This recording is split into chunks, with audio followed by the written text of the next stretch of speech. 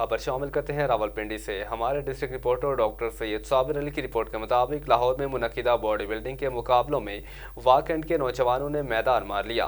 3 gold medal जीते, जबकि वाकंड के बॉडी बिल्डर उमर फारूक ने मिस्टर मास्टर पंजाब का टाइटल भी अपने नाम किया।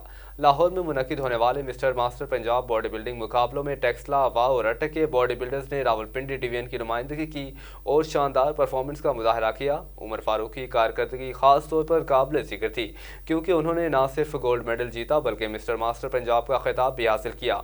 अंसार खान और मुबीन मुगल ने भी गोल्ड मेडल जीता, जबकि जहांजेब खान और रहमत अली ने सिल्वर मेडल हासिल किया। टीम के बाकी अरकान ने भी बेहतरीन कारकर्दगी का मुजाहरा किया। टीम ऑफिशियल्स मुजाहिद अली खान और मिसबाउद्दीन ने खिलाड़ियों को उनकी शानदार कारकर्दगी पर मुबारकबाद दी और उम्मीद जाहिर की कि टीम मुस्तकबिल में भी शानदार कारकर्दगी का मुजाहरा करती रहेगी। वार टेक्सला की आवाम ने खिलाड़ियों को शानदार कारकर्दगी पर मुबारकबाद दी।